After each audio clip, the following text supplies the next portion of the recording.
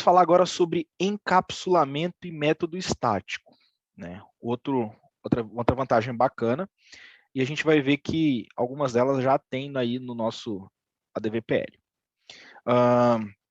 O recurso de encapsulamento, ou a gente chama aí nas definições universitárias de modificador de acesso, tem como finalidade definir o escopo ao qual uma propriedade ou método estará disponível.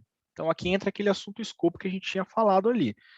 Se eu falo que o meu escopo é privado, ele é privado, ninguém mexe nele. Só quem é responsável por ele. Se ele é público, qualquer um consegue ter acesso. Então, seria essa a ideia. Ele também está disponível para o ADVPL a partir aí do Lobo-Guará. Tá? Então, esse assunto encapsulamento que a gente vai falar aqui, ele não está só disponível no TLPP. Você pode usar ele nos seus fontes PRW.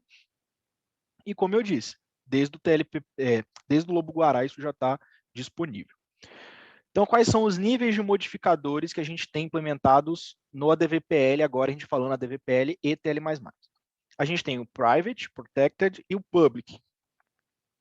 O Private, ele é o método, né? Você está definindo que o seu método ou a sua propriedade, eles vão estar acessíveis somente dentro daquela classe. Então, só dentro daquela classe que você vai conseguir acessar os métodos e as propriedades dele. A gente tem o Protected, que a gente está falando que os métodos e as propriedades vão estar acessíveis dentro da classe e nas classes herdadas. Então, se eu tenho um método ali na minha classe base, só as classes que herdam dela ou ela mesmo vai conseguir acessar aquela propriedade, ela não vai ficar pública. E temos aí o Public, que você fala que de qualquer lugar você vai conseguir acessar essa propriedade ou esse método, tá bom? Então, seriam esses três níveis aí de proteção que a gente tem quando a gente fala de encapsulamento ali de classes, né, de atributos e métodos. Tá? A gente vê isso em várias outras linguagens, várias outras plataformas, e aí a gente tem isso no ADVPL e no TL++, como eu disse. Porém, a gente tem uma diferencinha aí quando a gente está tratando as linguagens, que é o default. O que é o default? Se você não definir o nível, né, o modificador de acesso para uma propriedade, por exemplo, eu coloquei lá data, cdata, as caractere, mas eu não coloquei um public, ou um private, ou um protected antes, ele assume um padrão de formas diferentes entre as linguagens. No ADVPL, o default é o public, então todos os métodos e propriedades por default de uma classe é público, tá? Já no TL++ é o contrário, é private. Então, se você não definir o nível de acesso no TL++, é private. Aconteceu já de vários projetos que eu mexi, algumas pessoas que mexeram e acabaram me pedindo ajuda, falaram, por que eu não estou conseguindo acessar o método da minha classe aqui na função? Simplesmente porque o cara não colocou o public, tá? Porque o padrão é o private. Então, ficar atento aí a essa questão, tá?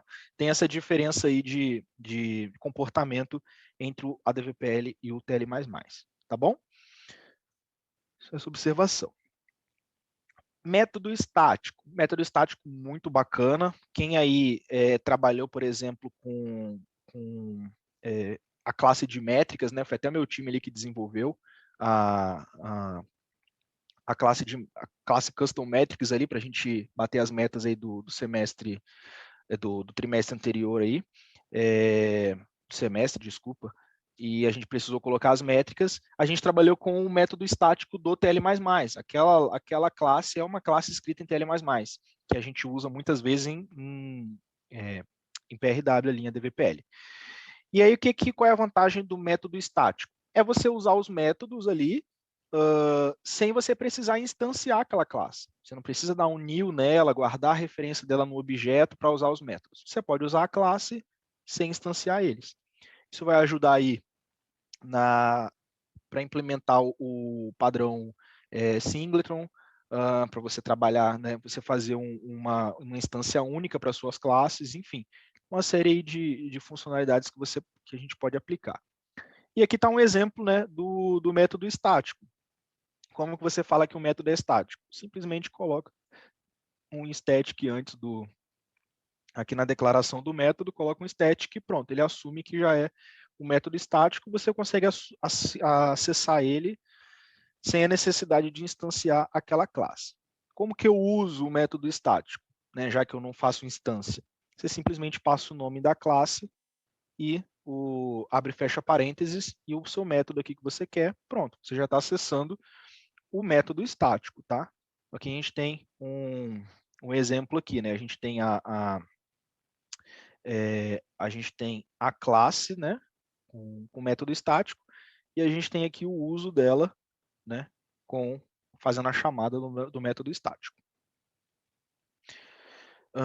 Um ponto aqui também, né, métodos estáticos não possuem acesso aos dados e métodos da classe self, né, que é a classe atual aqui, são públicos por default.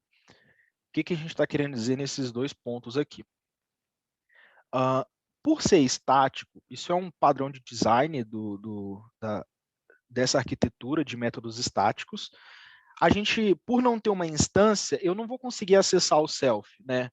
Self, para quem não sabe, é quando eu acesso a instância atual da minha classe, para eu pegar os atributos daquela classe, para eu pegar os métodos daquela classe.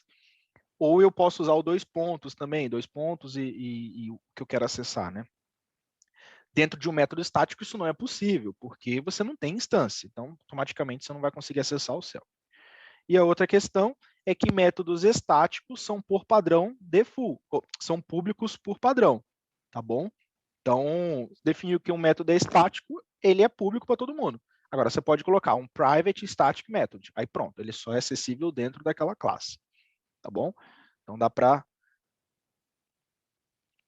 implementar as duas estruturas aí. Você colocar um encapsulamento junto com o método estático. Essa estrutura vai funcionar.